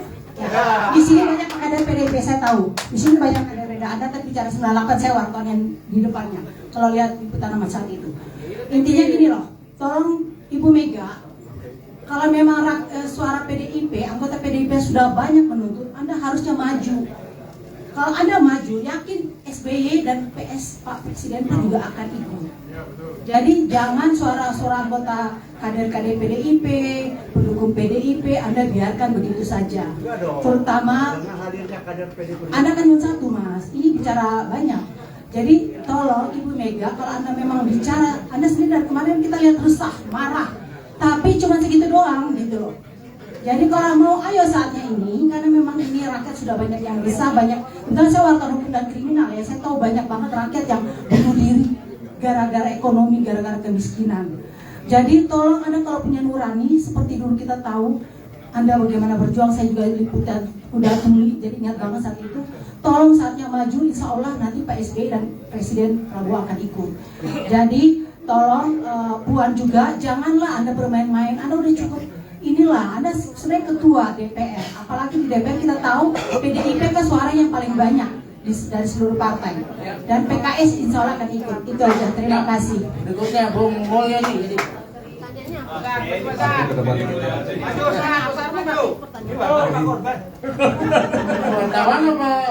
Korban Jokowi 7,5 bulan. Bismillahirrahmanirrahim. Assalamualaikum warahmatullahi wabarakatuh. Tadi Bang Said bilang ada 3 orang yang berperan penting kalau mau memajukan kubu Fafa, SBY, Mega, Prabowo. Bang Said, ini ada orang habis gajian, kerja bulanan gajian, lewat Pak Uki malam-malam. Dirampok Mas, dirampok habis duitnya, lalu rampoknya ngasih 25.000 nih buat ongkos pulang. Lalu, nah persis ini saya mau ngomong. Lalu dia cerita di teman kantornya, dia mikir, oh rampoknya baik banget, gitu loh. Jadi ini Jokowi rampok Indonesia 10 tahun, lalu Prabowo bilang, hidup Jokowi, terima kasih Jokowi, gitu loh. Maksud saya begitu gitu loh. Jadi saya mau tanya kepada para senior yang saya hormati ini, bagaimana caranya bikin Prabowo siuman? Nggak perlu Mega, nggak perlu SBY. Kalau Prabowo siuman, bilang Sigit, Listio, kamu usur. Kalau nggak, kamu saya pecat sekarang. Kurang usur, kalau nggak kamu pecat sekarang. Tolong kasih tahu saya. Yang pertama, yang kedua, saya mau lanjut ke sini. Titiknya di mana? Kumpulnya di mana? Berapa orang? Biar Mas Narko kasih komando. Sampai komando. Ya, mereka beri kesempatan lagi 1 atau 2 wartawan yang ingin bertanya. Wartawan ini biasa doorstop. Oke, kalau belum ada mungkin ada pertanyaan dijawab dulu ya, Mas Eros singkat sama Bang Said itu. Ada pertanyaan untuk Mas Eros terkait ini. Susah dijawab. Gini Pak, sebetulnya pertanyaan jelas, cuman alamatnya untuk hari ini mungkin salah, ya. Karena saya pun mempertanyakan hal yang sama, ya. Jadi Anda mungkin masih dalam suasana tahun 98, ya. Ini tahun 2025 dan segala sesuatu sudah berubah, ya. Kadang-kadang saya juga tidak mengenal partai yang saya dirikan juga, gitu ya. Tanggung jawab lo. Ya, saya bertanggung jawab, jelas. Pasti, itu nggak usah khawatir. Pertanggung jawabannya itu diberikan dengan cara kita menyuarakan apa yang benar. Jadi, kalau Mbak betul-betul meneliti ya, kan katanya udah perhatikan ya, pertanyaan itu nggak perlu lagi dipertanyakan. Sudah dijawab dengan apa-apa yang dilakukan sekarang ini. Dan makanya saya pribadi ya saya maafkan aja si sepuannya, lu masih anak kecil, tidak mengerti sama sekali kok reformasi itu. Jadi kalau umpamanya sekarang kita terlalu berharap banyak, ya, yang dia dibesarkan dalam satu situasi seperti ini, mungkin salah alamat juga gitu ya. Dan saya juga mau aja ya, ayo kita kumpul mana titik mana. Permasalahannya, ayolah kita dengan tenang ya. Coba kita menggalang itu. Sebab sudah banyak teriak-teriakan, sudah banyak, dan gak ada yang datang. Itu kenyataan ya. Makanya yang saya inginkan adalah kesadaran kita bersama aja ya.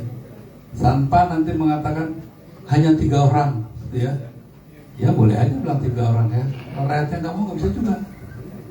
Dan jangan juga terlalu percaya bahwa seolah-olah gambaran Mbak dulu tuh ya. Jadi itu yang namanya PDIP itu bukan satu entitas lagi. Jangan salah gitu ya. Bukan satu entitas seperti dulu. Begitu juga yang namanya aktivis. Aktivis sekarang juga bukan satu entitas. Banyak emblemnya ya. Nah, makanya melakukan yang namanya the new paradigm untuk ke depan ini perlu dipikirkan bersama. Teriakan-teriakan mengajak segala itu yang saya sudah bosan tentunya dan nggak pernah terjadi.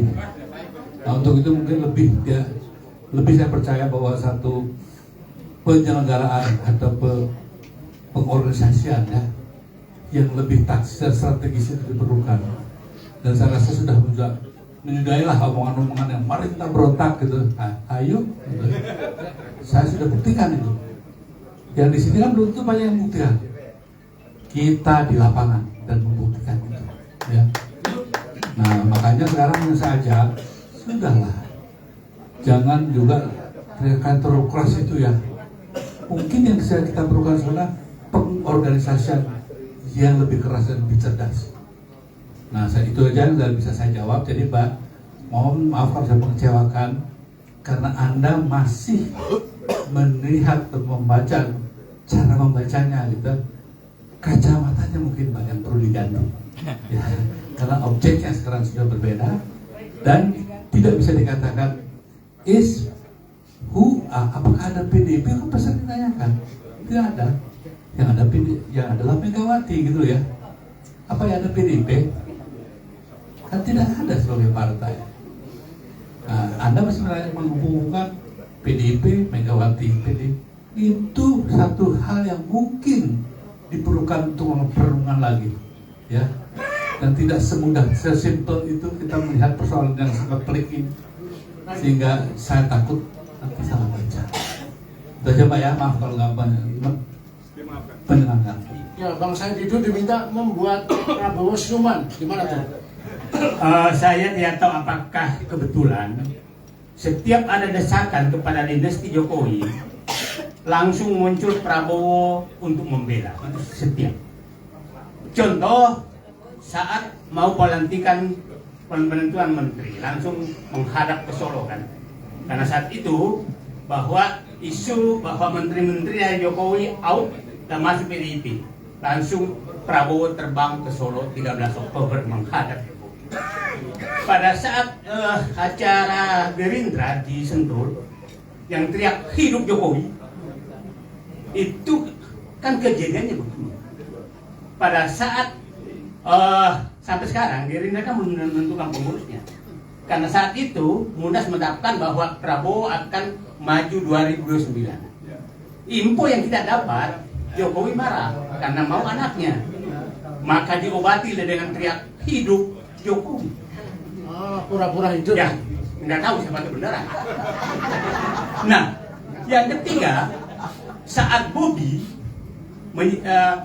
mulai disentuh dan sekitar ini di Medan, itu langsung menyatakan mari kita hormati Jokowi. Jadi memang saya nggak tahu kalau kita tanya orang-orangnya menyatakan ini strategi, tapi ini memang strategi tikungan tajam yang sangat berbahaya. Karena mohon maaf, di sekitar Prabowo itu adalah orang-orang Jokowi. Orang-orang Jokowi yang ada pendukung Jokowi 24 karat mungkin ada di ruangan ini. Nah, itu yang problem, Pak. Jadi menurut saya, ya saya setiap ini berdoa saja, ya Allah, bikin siuman Prabowo kembali ke jati dirinya. Musuh utama Prabowo adalah otaknya paksa keberlanjutan, tapi pikirannya itu adalah menyelesaikan paradoks Indonesia. Nah, itu kontradiksi terus dalam diri. Jadi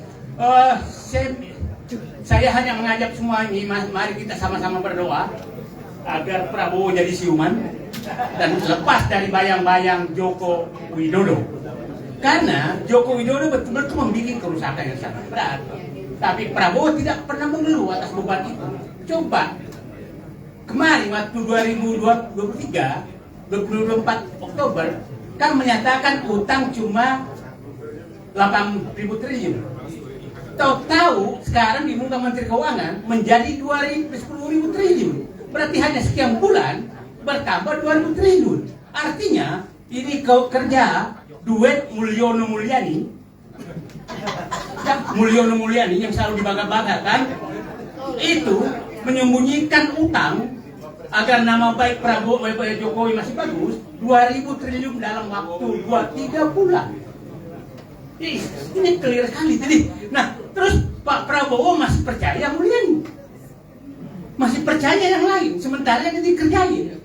Jadi saya menganggap, ya Allah, saya tahu, saya berharap betul pemikiran Prabowo masih tetap patriotisme dan nasionalisme bergaya Rambo, malah saya tekan ultranasionalis, tapi hatinya janganlah terlalu maha pengasih kepada perusak negeri. Karena saya menyatakan Pak Prabowo sekarang walaupun pidatonya mulutnya menyatakan berantas korupsi, ambil aset negara, tapi terlalu maha pengasih kepada para perampok. Terima kasih. Jadi jawaban saya, mari kita semua berdoa agar kembali Prabowo siuman. Assalamualaikum warahmatullahi wabarakatuh. Tepuk tangan untuk kita semua, Bapak Ibu, karena teman-teman wartawan ini mesti tayang berita ini jam 6 nanti ya. Jadi kalau sudah tidak ada pertanyaan dari teman-teman wartawan akan kita akhiri. Tapi saya beri kesempatan kepada perwakilan dari Purnawirawan TNI yang ini menjadi penutup. Pak Fahrul, Pak Slamet, Pak Deddy Budiman, Pak Sugiarto. Oke, Pak Sugiarto singkat, kemudian ditutup oleh Pak Fahrul Rosi ya. Oke, tolong singkat Pak.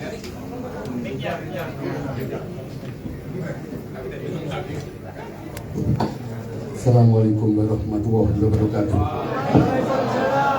Para senior kami akan hormati. Kami tidak berjalan dengan saran saja. Kita ketahui bersama 8 tuntutan itu dibatalkan, dimentahkan dengan PP Angkatan Darat bahwa itu bukan mewakili dari ini. Maka anehnya dari sekian banyak tidak ada satu yang protes, tidak ada yang kontra. Pada kesempatan ini kami mohon dengan hormat, pimpinan tertinggi membuat surat kepada PPAD bahwa Anda bukan mewakili pensiun Purnawirawan.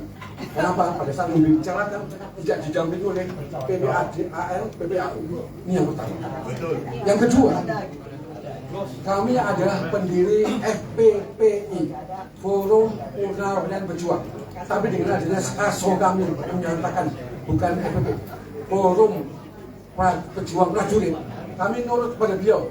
Maka dengan hormat mohon yang mendirikan ada Pak Slamet, Pak Narko, kami ada Ikatan Dua, saya lahir tangan. Tolong akta pendirian itu diubah apa yang saya dengan senior kami.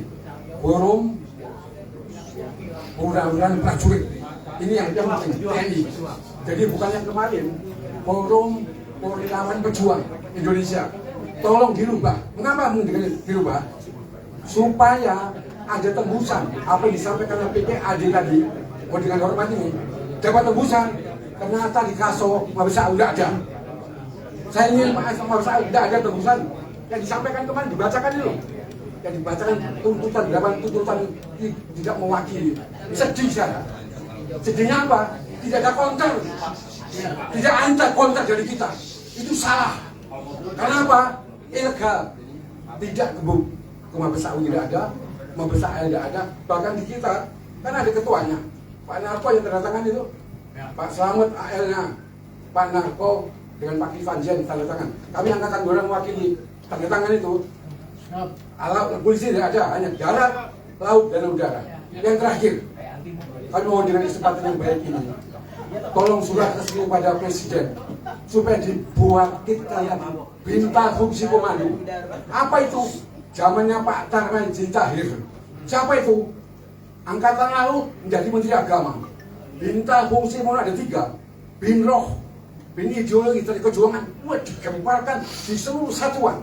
Tidak ada anak buah yang salah pimpinan. Lihat ini supaya muncul kembali di TNI. Bisa membayangkan seorang pimpinan partai mau Pancasila mau diganti jadi istilah, diam saja Panglima TNI. Kasau dia diam jaga. Ada yang berani? Apa yang dikatakan tadi luar prajurit? Apa Sabta Marga? Kami warga negara besar yang bersendirikan Pancasila. Begitu Pancasila dibagi Trisila, Ekasila, tenang aja, diam saja. Nah, maka yang terakhir sebelah di samping kita itu kewiraan, Pak, kewiraan. Sungguh sangat mulia di dalam kewiraan itu, Masya Allah. Ada yang namanya Polres Nusantara, Kedatangan Nasional, Polsranas, Polsis Hari Kamerata. Baik Pak, terima kasih Pak. Terima kasih Pak. Oke Bu, Purnawirawati. Assalamualaikum warahmatullahi wabarakatuh. Terima kasih atas kesempatan yang diberikan. Saya sebetulnya tidak ahli dalam politik, tidak ahli dalam segala macam, tapi saya terpanggil hati nurani dengan melihat negara kita Ibu Pertiwi yang sakit ini. Jadi ikut terpanggil, ikut berjuang dengan Pak Sunarko, dengan rekan-rekan semua yang senior ini. Sudah berbagai upaya dari dahulu sejak pensiun berusaha. Terakhir dengan surat itu, dan saya sependapat dengan apa yang disampaikan tadi oleh Pak Slamet. Jadi kita harus ada suatu aksi, suatu tindakan yang merupakan perkumpulan dari berbagai elemen bersinergi antara purnawirawan, masyarakat, kemudian ulama, kemudian akademisi untuk menyuarakan ini, untuk berjuang. Kalau perlu memang kita seperti tadi yang disampaikan oleh Bapak Slamet Subianto untuk menduduki, kemudian supaya waspada juga, karena kan kalau kita tahu bahwa komunis itu menghalalkan berbagai cara, tidak menutup kemungkinan ada rencana Prabowo akan dihabisin. Jadi tidak menutup kemungkinan. Jadi daripada ini, jadi harus sesegera mungkin kita melakukan suatu aksi. Jadi kita ini merupakan suatu ikhtiar yang daripada diam, karena kan sebagaimana yang disampaikan oleh ulama Buya Hamka, kalau melihat kezaliman di depan mata, kalau kamu diam saja, pakailah kain kafan. Nah, makanya kami ini sekalipun apa yang semampu saya ikut berjuang dengan bapak-bapak semua di sini untuk demi tegaknya NKRI, demi NKRI tetap berdiri, tidak dikuasai oleh komunis, tidak dikuasai oleh Cina. Terima kasih. Semangat merdeka. Intinya kita bangunkan Prabowo agar siuman. Betul. Bahwa ada musuh dalam selimut yang bernama Gibran. Semoga diberikan di rumah yang hidayah. Pak Fahrul Rosi, monggo kita tutup acara ini. Baik teman-teman sekalian, kami Purnawirawan yang ikut tanda tangan atau yang maju di depan tanda tangan merasa sangat bangga dengan dukungan-dukungan yang luar biasa ini. Tapi memang kita tidak boleh gelap mata mengambil keputusan dengan cepat, karena kita tahu juga mereka juga melakukan sesuatu pancingan-pancingan supaya kita melakukan sesuatu yang salah gitu ya.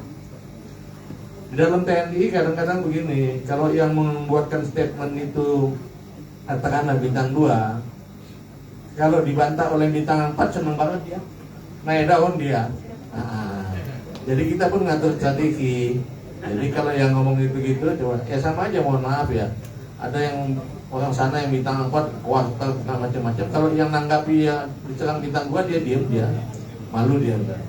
Jadi ada juga strategi seperti itu. Tapi kembali kita juga senang, kami semua tidak pernah redup untuk memperjuangkan ini. Mungkin saya sarankan mungkin ada semacam board gitu ya, antara teman-teman di Purnawirawan dengan teman-teman yang duduk di luar untuk merumuskan langkah-langkah gitu ya, langkah-langkah yang komprehensif. Saya kira bagus sekali itu ya. Macam kata nanti malam katanya ada juga itu, ada juga wawancara, kita mengusulkan Pak Narko. Karena Pak Narko ini punya pengalaman banyak di bidang itu, dan kemudian sudah punya nama, dan kemudian banyak tahu tentang kelompok-kelompok sana itu. Biasanya kalau Pak Narko ngomong nggak banyak ngomong, karena nanti bilang lah kau udah tahu kau gitu ya. Nah, kalau saya kebetulan beda satuan dengan orang sana umumnya itu. Jadi kalau saya ngomong yang ada sesuatu yang bilang kamu seolah-olah baru mana tahu itu yang tahu. Tapi kalau Pak Narko yang ngomong, orang diam itu. Kenapa? Tapi saya setuju bahwa memang semangat kita nggak boleh berhenti. Dan saya bahagia sekali kalau teman-teman media terus menyebarluaskan ini, bahwa memang semangat kita tidak kena berhenti untuk menurunkan Gibran. Bukan karena kita benci sama dia, tapi kita pikir masa depan bangsa ini sudah sangat terancam. Kembali terima kasih banyak atas upaya ini. Saya sarankan nanti mungkin selesai ini boleh dibuat tim kecil untuk merumuskan board, untuk kita mengambil langkah-langkah yang efektif bagaimana ke depan. Terima kasih dari Topik Wadidaya. Assalamualaikum warahmatullahi wabarakatuh. Untuk anak-anak kita semua, dan terima kasih untuk Bapak Ibu sekalian. Acara ini berjalan efektif dan pasti siapanya teman-teman wartawan akan merebut Bapak-bapak untuk bertanya yang dalam dunia jurnalistik doorstep. Terima kasih. Terima kasih untuk teman-teman. Kita bertemu lagi dalam kesempatan datang, dan bagi yang haus ada sedikit snack di luar sumbangan dari ibu-ibu pejuang, Ibu Agnes Maulida.